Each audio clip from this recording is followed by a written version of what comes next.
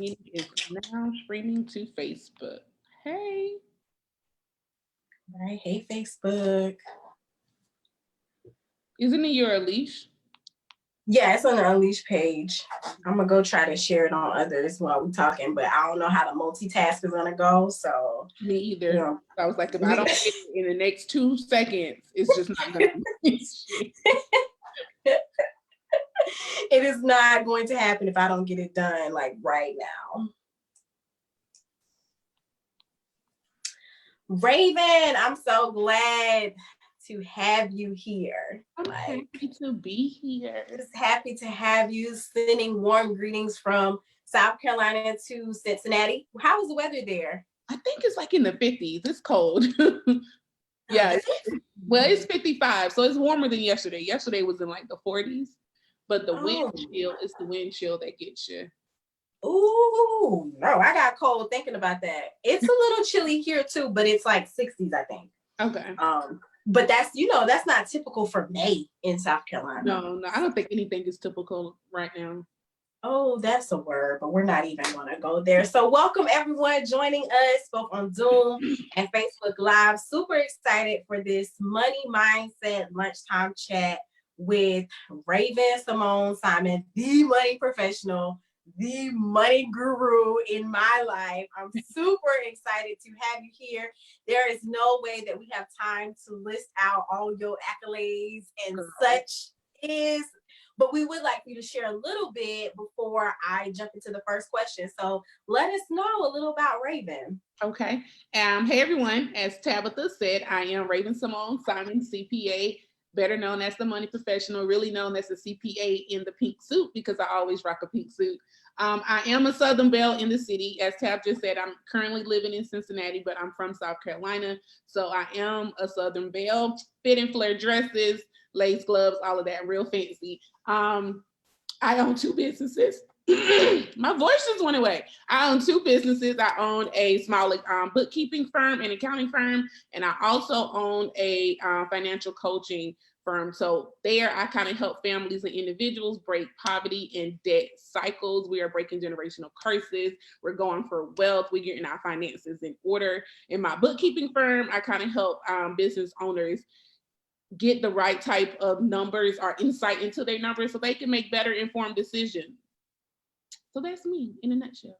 Money, money, money. Numbers, numbers, numbers. Accounting, accounting, and numbers. That's your wheelhouse. So since, and I love the word wheelhouse. Right. So since you have been doing, financial coaching as well as helping people just in the realm of numbers, what have been some common issues that you've seen with maybe entry-level entrepreneurs and money or money mindset, whichever angle you want to answer that from? Okay, let's go from since these are mostly entrepreneurs, let's go from the entrepreneurial standpoint. The number one thing I see right out the gate is most entrepreneurs feel like they cannot afford accounting or they cannot afford bookkeeping or that they can put that on the back burner until they really start to make money, But bookkeeping is not for when you start to make money, it's for when you start to spend money as well. So it goes both ways. It's for inflow and cash outflow. So the number one thing I tell people is try to get a bookkeeper or an accountant early on, even if and the really big misconception is that they can't afford it. And there are so many different tiers of accounting firms or bookkeeping firms that you can get. Like right now, I'm in the middle tier. But when I started out, I was in the low tier. So my costing was like $115 a month for bookkeeping to get sound advice. I think that's a fairly low price. And you still have a lot of firms who's in that the lower tier. So don't think you can't afford it. Do your research, reach out. And it's the best time to hire a bookkeeper is in the beginning, before you even make a website, before you even file for an LLC or a C Corp or an S Corp. You need to consult with a bookkeeper or an accountant or both. Awesome. So thank you for breaking that down. I think that oftentimes people just get nervous, right, about what that cost could be, what that cost could look like, how that cost could maybe affect them being able to purchase things for their business, not realizing that in the long run, it's going to save you money, especially if that person knows your stuff at the end of the year. Right. I'm pretty sure that helps make the tax process that you also know a lot about a lot easier. Mm-hmm. And am I correct in if, I go to an accountant or someone to do my taxes at the end of the year as a business owner and I haven't been tracking those transactions, they could charge me per thing they have to do for me? Right. So with accountants or with tax professionals, if they need to compile your books, so that's it's called a compilation, and able to do your taxes, they can charge you by the hour, or they can charge you a flat fee. So it can get really costly at the end of the year to do your bookkeeping or to do your accounting in order to file your taxes correctly, because you need to make sure you're taking the right deductions, the right credits, you're categorizing things in the right buckets for the IRS. And that takes time, that takes skill, that takes a lot of insight. So it's going to take you a lot of time because you have to go back and try to find receipts or whatever from January. So if you already had that either like a mid-quarter or every month kind of check in with your bookkeeper or your accountant, it could go a lot smoother, and it could save you money, lots of money in the long term. All right. Thank you for that. Thank you for that, Jim. I think that's something that makes it realistic when we say it's better to invest in it in the beginning than wait, right? Because a lot of times people are like, well, I'll just wait because I'll have more money. But will you? Right. So when you start breaking down all of those costs, when you're getting a professional, it starts to get pretty costly. So we don't want to do that. So at this point, y'all, if you don't have your notebook or you don't have some kind of document pulled up, you need to get that pulled up now, because I'm about to ask Raven for some resources. So 3 resources that can help entry-level entrepreneurs who may be in that middle level, but they're just like, I want 2020 to be the year that I'm better at my money and the money in my business. So drop some resources for us, and why those are resources. Gotcha. My number one resource that I always go to is for a bank. You need to have a bank. You need to have a bank that is specifically for your business.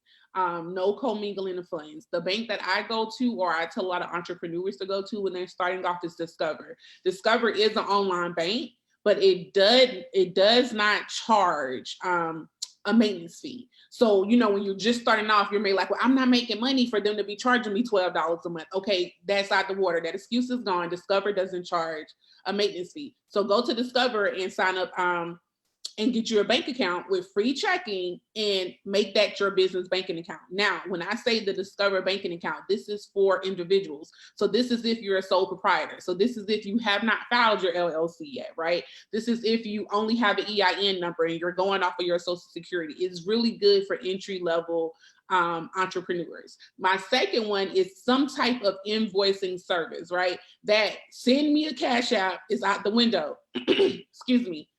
You should not be using Cash App. I hate Cash App for business, y'all. I love it for peer-to-peer. If you're going to Chick-fil-A for me and I need to get a veggie wrap, because we don't do meat.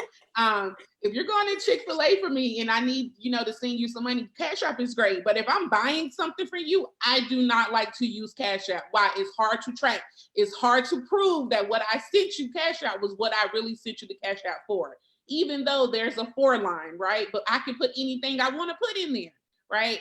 So I don't like Cash App. So use some type of invoicing platform. You have PayPal, you have Wave, which is what I'm going to talk to you into next. So then after you have your bank set up, you have your invoicing platform set up, let's go into getting your bookkeeping set up. So the bookkeeping software I like to use for early entrepreneurs is called Wave. So think of the beach, it's a wave. It's literally Wave Accounting. Type that into Google right now, Wave Accounting. Wave Accounting is also free. They only charge you if you need to process payroll. If you need to process payroll, that's a different conversation.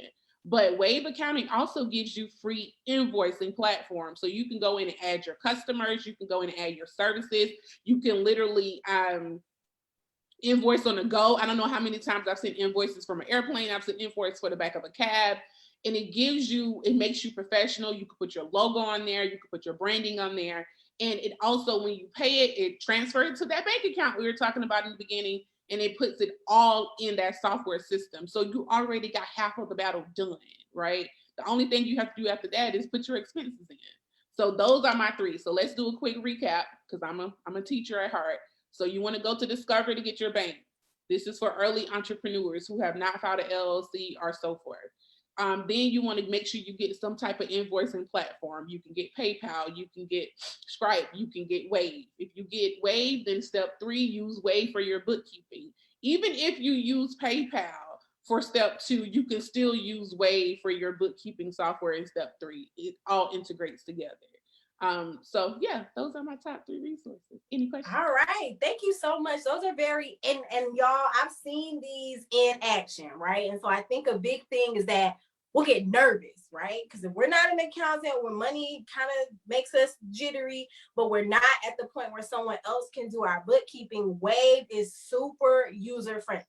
Right. So user friendly that if you can use Cash App and PayPal and Facebook, you can use Wave. It's very, very simple. And their end of the year reports are actually very detailed, even for their low package, like the lower package, if you will.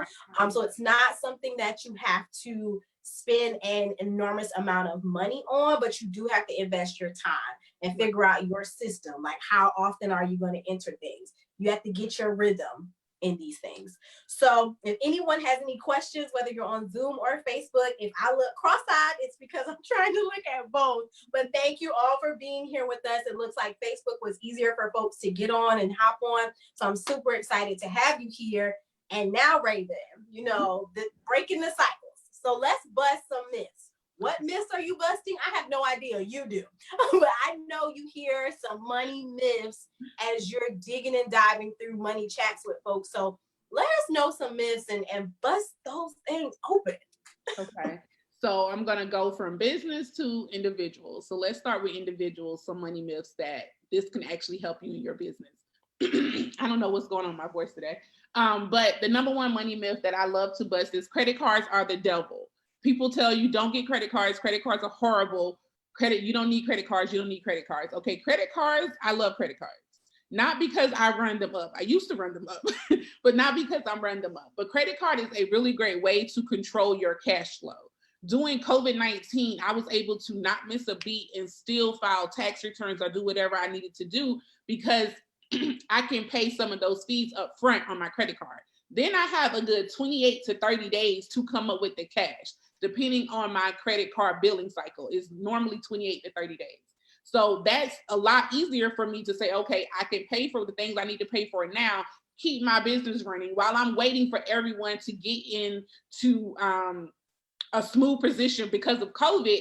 My business does not stop, and then I don't have to use my cash in my banking account, right? So credit cards help you stay flexible, help you stay liquid a lot longer. So credit cards are not the devil. So again, you can use that in your personal life, you can use that in your business life. Another myth, again, is I kind of touched on this earlier, is that you don't need a bookkeeper or you don't need an accountant or you can't afford it. Again, there's a lot of different type of tiers you can go to for an accountant that can help you. You can get an accountant to help you only quarterly or only half of the year, semi-annually. You also, piggybacking off the Wave, if you get on Wave and you say, I have no idea how to use this, I don't know what these mean, you can get an accountant or a bookkeeper to train you on it. My firm offers training for that. Also, other firms offer training. So it's the number one myth is you can't do it. So I'm gonna bust your own myth. Bust your own. You don't have that excuse anymore because it's too many different ways. You can go on YouTube, and Wave itself has created different videos to show you how to use Wave. So wow, so there's absolutely no excuses, right? Okay, I have a question from the floor about borrowing money for your business. Is there a time to do that? Is there any like you should make sure you're making money already type thing? What are your suggestions as it relates to borrowing money on behalf of your business? That's my first question from the audience. Okay. If you're going to borrow money from your business, for your business, number one, from a bank. If I'm talking about if you're going to borrow from a bank. If you're going to borrow from a bank, they're going to want to see financial statements. They're going to want to see your income statement. They're going to want to see your balance sheet. They're looking at two numbers on those income statements. They're going to look at your income statement to make sure you have a profit, not sales. People think, oh, well, I have $50,000 in sales, so I should be able to get a $25,000 loan. But what is your net profit? What is your profit? What is your profit margin? If your profit margin is at 85% and 85% of that 50,000 is used for expenses or inventory or whatever the case, you're less likely to get a loan, right?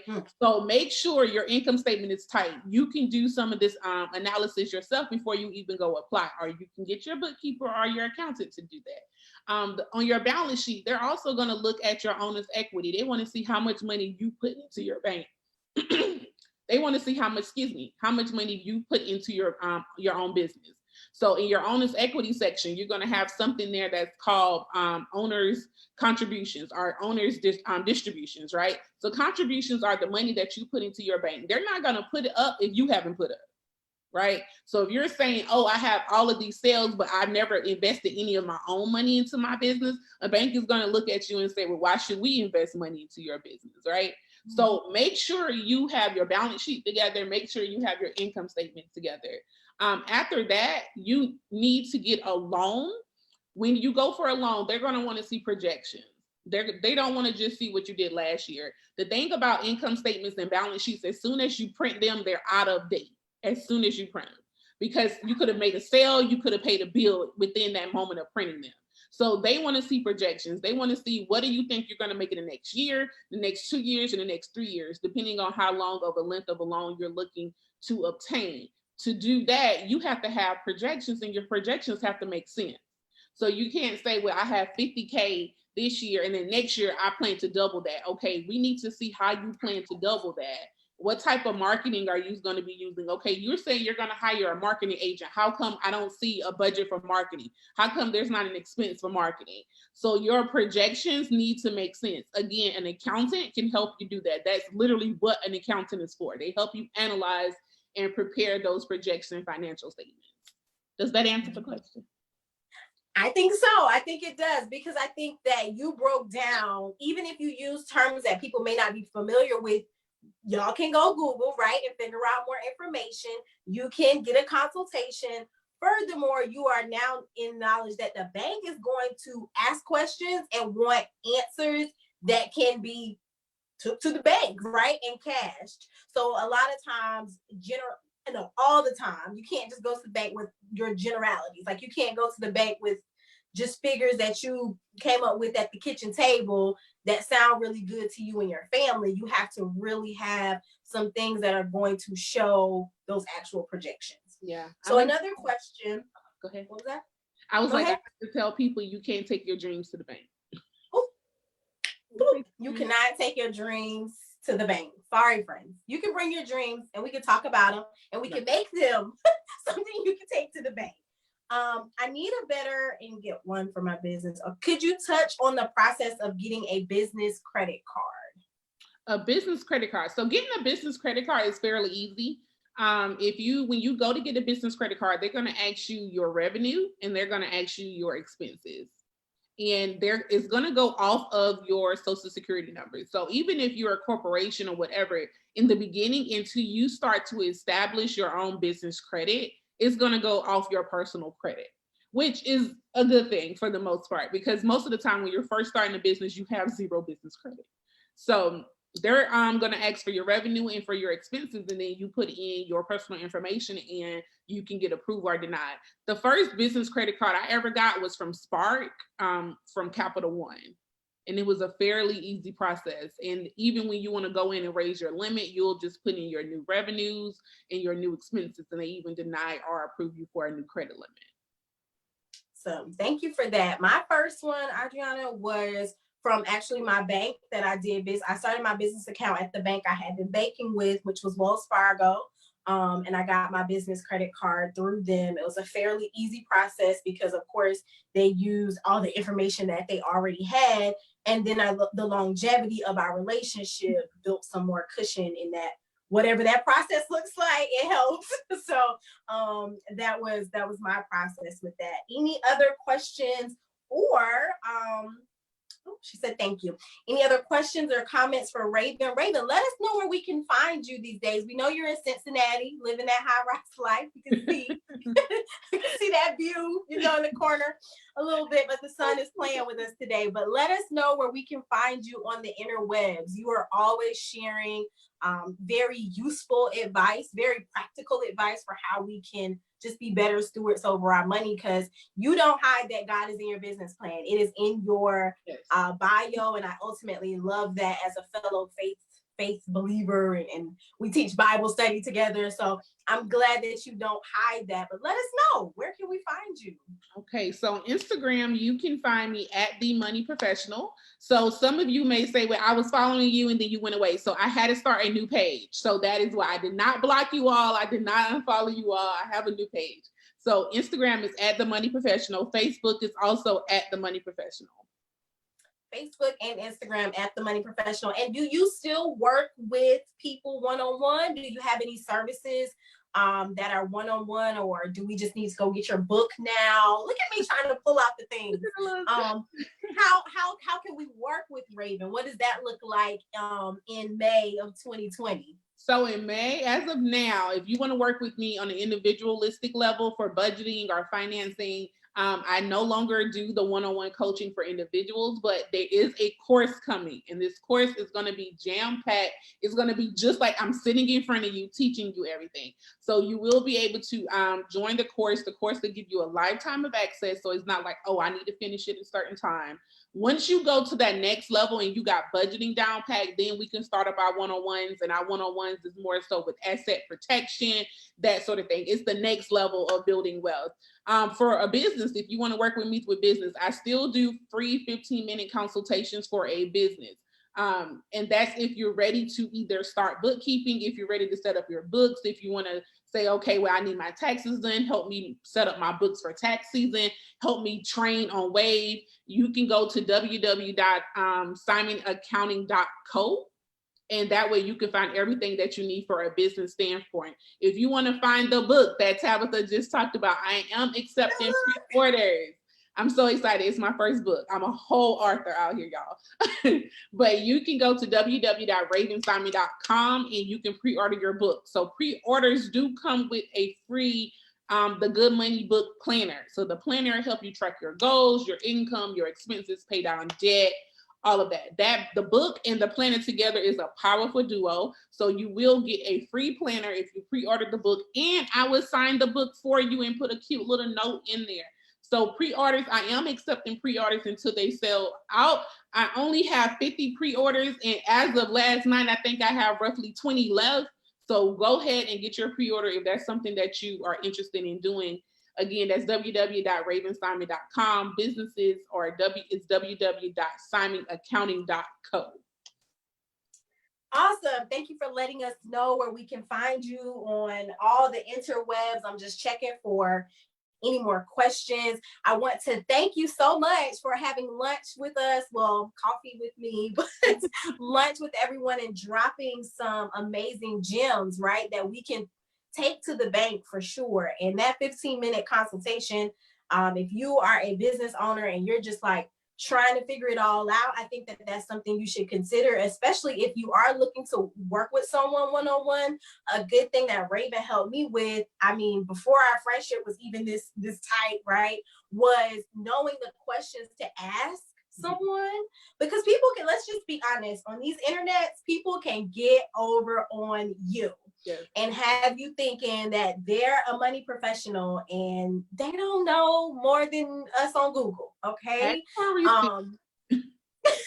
Ask for receipts. Ask for receipts. When you are working with people, you want receipts, because even if someone is new, right? Let's just say they were working in corporate America or for some small business, and now they're on their own, right? And you're one of their first clients. You want them to be transparent about that. You don't want them to be coming with a mock resume, because your business is not a mock business. It's a real business. Yeah. So you don't want to be someone's test dummy without knowing it. Because just because someone's new does not mean they're knowledgeable. We all had to start somewhere, but you want people to be honest with you. Raven's receipts are in her stats, okay? And you can take them to the bank and cash them. And so you need to, when you're looking for someone, since she doesn't offer one-on-one, get that consultation and say, hey, Raven, what do I need to be looking for, right? Or let me tell you my issue in my business. What is it that I need? Let me get some guidance on that so that you're not making that decision alone. Right. One last question. Good. You got that in at a good time, Kamara. Any advice for obtaining an LLC? How essential is that to a new business? Ooh, okay. I got 4 minutes to answer this. Let's go. So LLC, EIN. Okay, I want to start with EIN. EINs are free, guys. Do not pay LegalZoom to give you an EIN. Okay, type in EIN IRS in Google. It's free. Literally have people pay $200 for something that's free. It blows my mind. LLCs, you also can file your own LLC. The process is fairly easy. On the website, everything now is on the website. You go on the website, they literally just have you fill out a form, right? And ask for your name, for the owners, for the address, for the principal address, right? File the LLC. What the LLC helps, it helps protect your personal assets. It helps that if something goes wrong in business, people cannot come for your house, they cannot come for your car, they cannot come for your paycheck. So all of these, you know, a lot of us, we start out with a side hustle. If you don't LLC that, they can come for your paycheck that has nothing to do with your business. So the LLC protects you in cases like that. You also have, like, don't automatically think you need to have an LLC. This is when talking to a lawyer and a CPA in the beginning is most helpful. For your business structure, it may be more advantageous to have a C Corp. If you are a real estate agent, if you don't have an S Corp, I'm kind of wondering, what are you doing? So make sure you talk to your lawyer, make sure you talk to your CPA to see which one is best for you. But if you're just starting off, you can do an LLC. You can also have an LLC and say, I would like to have it taxed as a C Corp. You can do an S Corp and say, I would like to have it taxed as a C Corp. So it's different avenues that you can go down, but you need to get that in place in the beginning. I know you all want to say, well, I just want to sell, I just want to get it out there. You can't, especially if you're doing a service, if you're doing any type of product things, people can sue you. So make sure you are covered on the legal side as well, because you don't want to build this great business and then have someone sue you. And people can sue you just because they don't like your customer service. Your customer service, the quality of your product, any of that, right? I just kind of scanning over who I see in the room. I see some like apparel designers, some authors, some coaches, some people who are doing like drink design, people who are working directly with humans who can make up a reason, right, to sue you. So that is like the advice of the LLC, like, get it so your check is secured if for nothing else. On the other way, you want to also protect it. So if you have to sue someone, like I've had to sue some clients. So if you've had to sue someone, you also are protected, right? It can go both ways. So just having the right legal team on your side are going to ask that consultation with the lawyer, with an attorney, or you can even do it with the tax attorney and you can get a double dose. Help me set up my business for taxes and tell me what I need to do on a legal standpoint. So. Awesome. Thank you so much. Last 30 seconds, Raven, do you have a gem to leave us with? I'm going to give y'all my best gem ever that I came up with. Okay. Being broke is hard. Making money is hard. Choose your heart. All right. Choose your heart, ladies. And if we have any gents, choose your heart. Thank you so much, Raven, for joining us. Thank you, everyone on the interwebs, for having lunch with us and getting into this money mindset chat. It has been quite amazing. And our stream is ending now. Thank you so much, Raven. Thank you, Tab.